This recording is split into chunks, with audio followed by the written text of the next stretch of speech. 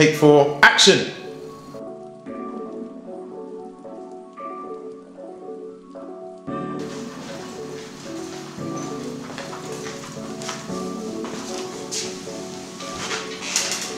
Hi there, my name is Ferdi Santa, carta. I'm a photography technician at Nottingham Trent University.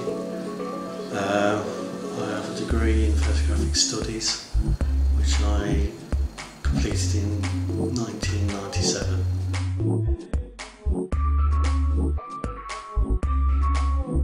Varies really, depends on the work. For example, if I'm photographing weddings, then digital's a lot easier.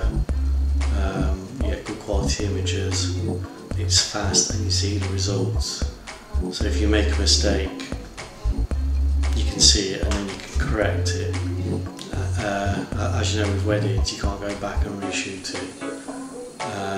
So if you spoil it that day, when they see the wedding album, it just reminds them of the things that went wrong and not the nice things. Whereas when I've done weddings with film, you can only take so many photos, depending on how many films you brought along with you. But the worst part for me was the night before, I wouldn't be able to sleep whilst I'm waiting for the photographic processing house to process the films and give me a call to say it's ready. I really dreaded that.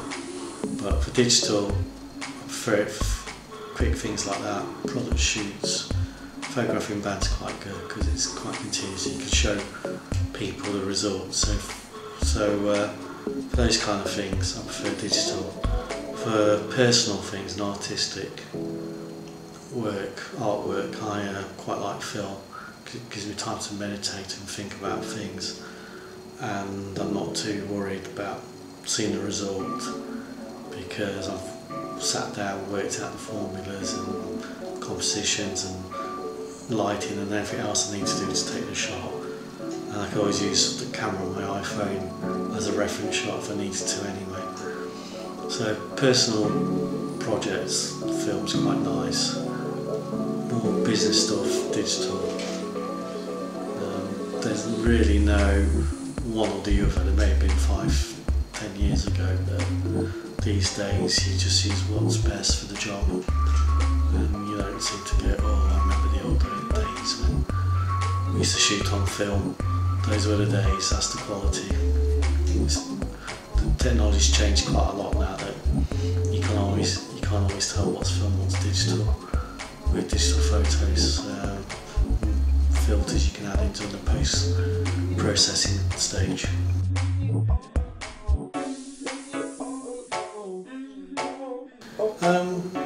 Quite a lot really. It's made it cheaper. It was expensive, then it went cheaper. That's a normal pattern anyway for any new technology. It's allowed you to create worlds that you could only create on paper or very expensive special effects teams for a good budget price.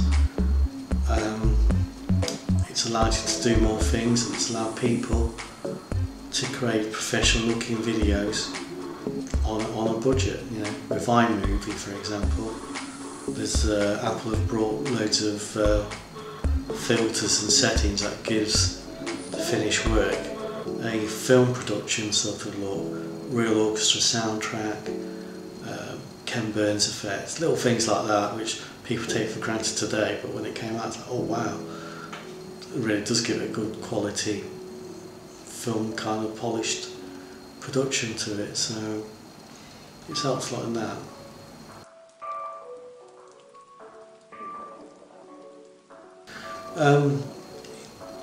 Various ways, it's made life easier for them both. You can get very good professional quality images and footage on equipment that's more affordable now. There will be a time where you would have had to spend thousands of pounds to get a similar effect you get today.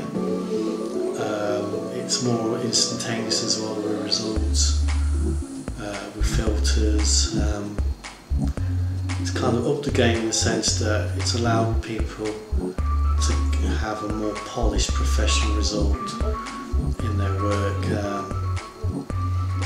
which hopefully means that people raise their standards.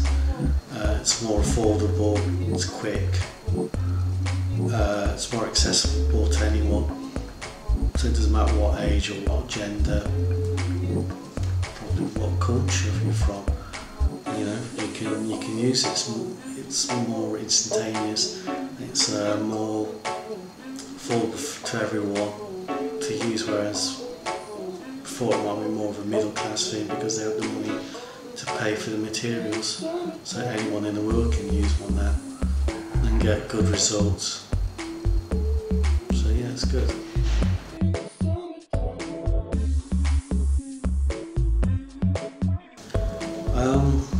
Not really. It did at one time. There was a debate about it where film was still superior in quality, but these days with the sensors that cameras use and the fact they use cameras as well from still photography and the lenses has given it a cinematic feel anyway, especially when you open a wide aperture. You have that really nice out of focus background. I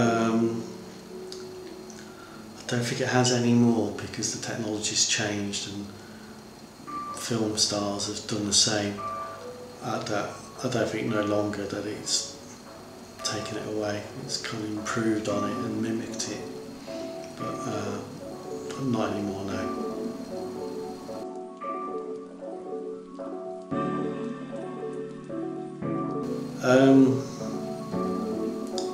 It varies on the job. If I was photographing a wedding or doing product photography for a client and you need to see the results, then I would use digital, especially with weddings, because you can easily make a mistake. Like one is if you're taking a photo of the bride and groom, you've got a flash gun and there's a mirror behind it. The flash bouncing off the mirror will reduce the exposure and everything comes underexposed. You can see that happening and you think, great, I've made an error, I'll move the flash gun, take the photo, it's fine. Whereas if I did it on film, you want to know until after the wedding and the film's been processed. That time it's too late and you can't go back and reshoot. And that would spoil the actual wedding experience and look at the book of the wedding album. So for me, it's down on the job. I photographed some bands recently at Bunkers Hill, and digital's just fine. I can see what I'm shooting. I set the sensor to good quality, raw file. I used wide aperture of f1.8 on purpose, so the background's all nice out of focus, and just shot on manual mode, and it worked a dream. It was brilliant.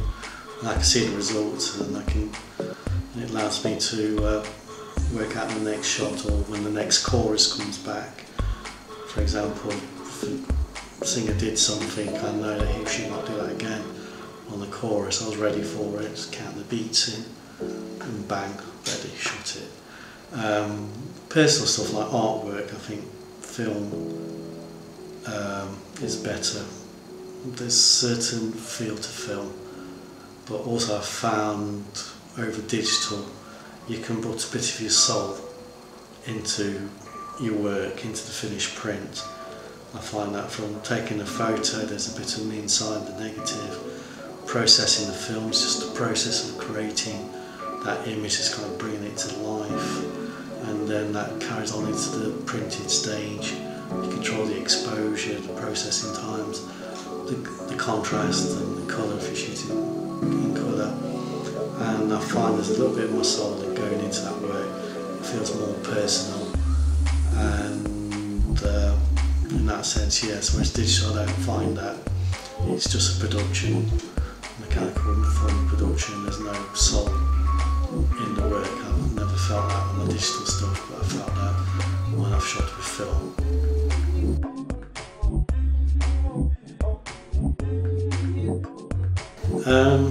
All of them, I guess, because they're all different, and like I said, it depends on what I'm working on. You know, I've remembered photographing Bangor band on black and white, and my friend's band, and they just look gorgeous on film. and the grain and everything, the mood, because it's in black and white. But like I said, the recent gig I photographed on Bunkers Hill, I had some really nice shots on that in colour. I think more on the printing stage, it's definitely analogue. I feel I've been more impressed, even though the nice thing about printing with digital is you don't get dust marks and scratches you have to deal with. If you're a person like nice clean images, then I would say digital for that, but mood and feel analogue. Thank you, Ferdi, for your time. That's okay. You are a flipping legend. Thank you very much. Hurrah! Huzzah! Let's get shooting.